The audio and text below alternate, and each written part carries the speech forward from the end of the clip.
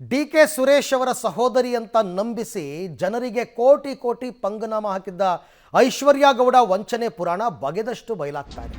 ಈಗ ಆಕೆಯ ವಿರುದ್ಧ ಸಾಲು ಸಾಲು ದೂರುಗಳು ದಾಖಲಾಗ್ತಾ ಇದೆ.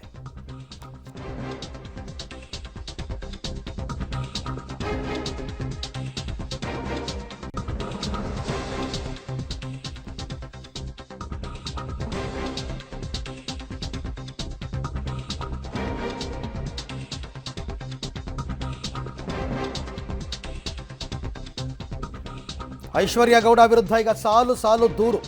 ಐಷಾರಾಮಿ ಕಾರನ್ನ ಬಾಡಿಗೆ ಪಡೆದು ಐಶ್ವರ್ಯ ಓಡಾಟ ನಡೆಸ್ತಾ ಇದ್ಲಂತೆ. ಅಂದರೆ ತನ್ನದು ಅಂತ ಬಿಂಬಿಸ್ಕೊಳ್ಳೋ ರೀತಿಯಲ್ಲಿ 3 ವರ್ಷದಲ್ಲಿ 1 ಕೋಟಿಗೂ ಹೆಚ್ಚು ಕಾರಿನ ಬಾಡಿಗೆಯನ್ನು ಪಾವತಿ ಮಾಡಿದ್ದಾರೆ.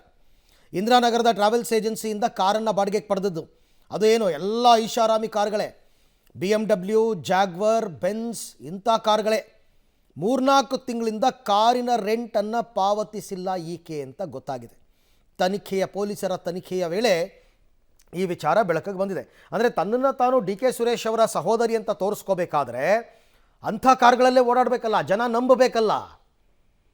ಹಾಗಾಗಿ ಈಕೆ ಬಾಡಿಗೆ ಪಡಿತಾ ಇದ್ದದ್ದು ದೊಡ್ಡ ದೊಡ್ಡ ಐಷಾರಾಮಿ ಕಾರುಗಳು, BMW, ಜಾಗ್ವರ್, ಬೆನ್ಸ್ ಇಂಥ ಕಾರುಗಳು. ಕಳೆದ 3-4 ತಿಂಗಳಿಂದ ಈಕೆ ಕಾರಿನ ಬಾಡಿಗೆಯನ್ನು ಪಾವತಿ ಮಾಡಿಲ್ಲ.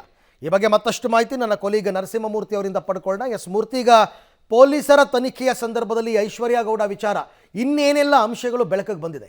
ಅರವಿಂದ, ಐಶ್ವರ್ಯ ಗೌಡ ವಂಚನೆ ಪ್ರಕರಣ ಸಂಬಂಧ ಪೊಲೀಸರು ಇನ್ವೆಸ್ಟಿಗೇಷನ್ ಅನ್ನು ನಡೆಸ್ತಿದ್ರು. ಆ ಇನ್ವೆಸ್ಟಿಗೇಷನ್ ನಲ್ಲಿ ಒಂದಷ್ಟು ಮಹತ್ತರ ವಿಚಾರಗಳು ಬೆಳಕಿಗೆ ಬರ್ತಿದ್ದಾವೆ. ಅಂದ್ರೆ ಆಕೆ ಬಳಸಿದಂತಹದ್ದು ಎಲ್ಲವೂ ಕೂಡ ಐಷಾರಾಮಿ ಕಾರುಗಳು. ಹೀಗಾಗಿ ಆ ಐಷಾರಾಮಿ ಕಾರುಗಳನ್ನು ಬಳಸ್ಕೊಂಡು ಸಾಕಷ್ಟು ಯಾರು ಸ್ಥಿತಿವಂತರಿದ್ರು ಅಂಥವ್ರ ಹತ್ರ ಹಣವನ್ನು ಪಡೆದುಕೊಂಡು ವಾಪಸ್ ಕೊಟ್ಟಿಲ್ಲ ಅನ್ನೋ ಒಂದು ಆರೋಪ ಇದೀಗ ಆಕೆಯ ಮೇಲಿದೆ. ಹೀಗಾಗಿಯೇ ಚಂದ್ರ ಲೇಔಟ್ ಮತ್ತು RR ನಗರ ಎರಡೂ ಕಡೆ ಆಕೆಯ ಮೇಲೆ FIRಗಳು ಕೂಡ ದಾಖಲಾಗಿದ್ದಾವೆ. ಇದೀಗ ಈ RR ನಗರದಲ್ಲಿ ಕಾರ್ಗಳನ್ನು ಗಮನಿಸ್ಬೋದು.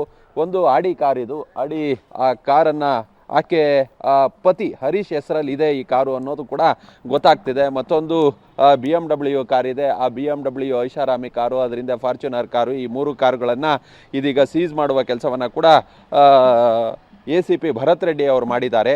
ಕಾರಣ, ಈಗಾಗಲೇ ಸಾಕಷ್ಟು ವಂಚನೆ ಸಂಬಂಧ ಒಂದಷ್ಟು ಸೀಸ್ ಪ್ರಕ್ರಿಯೆಗಳನ್ನು ನಡೆಸಬೇಕಾಗಿತ್ತು. ಹೀಗಾಗಿ ಈ 3 ಕಾರುಗಳನ್ನು ಸೀಸ್ ಮಾಡಿ ತೆಗೆದುಕೊಂಡು ಬಂದು RR ನಗರ ಸ್ಟೇಷನ್ ಬಳಿ ಹಾಕಿದ್ದಾರೆ ಅನ್ನೋ ಮಾಹಿತಿಗಳು ಲಭ್ಯವಾಗ್ತಿದೆ.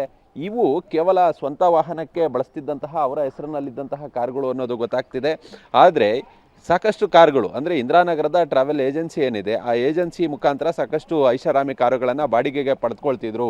ಕಳೆದ 1 ವರ್ಷದಲ್ಲಿ 1 ಕೋಟಿಗೂ ಅಧಿಕ ರೆಂಟನ್ನು ಹಾಕಿ ಕಟ್ಟಿದ್ದಾರೆ. ಆದರೆ 3-4 ತಿಂಗಳಿಂದ ಯಾವುದೇ ಬಾಡಿಗೆ ಕಾರುಗಳನ್ನು ಪಡೆದುಕೊಂಡಂತಹ ಕಾರುಗಳಿಗೆ ಆ ರೆಂಟನ್ನು ಕಟ್ಟಿಲ್ಲ. ಆ ಬಳಿಕ ಆ ಕಾರುಗಳನ್ನು ಅವರೆಲ್ಲ ವಾಪಸ್ ತೆಗೆದುಕೊಂಡು ಹೋಗಿದ್ದಾರೆ ಅನ್ನೋ ಮಾಹಿತಿಗಳು ಕೂಡ ಲಭ್ಯವಾಗ್ತಿದೆ. ಹೀಗಾಗಿಯೇ ತನಿಖೆ ಜೈಲಿಗೆ ಹೋಗ್ತಿದೆ. ಇವತ್ತು ನೋಟಿಸನ್ನು ಸಹ ಕೊಟ್ಟಿದ್ದಾರೆ ವಿಚಾರಣೆಗೆ ಹಾಜರಾಗಬೇಕು ಅಂತೇಳಿ.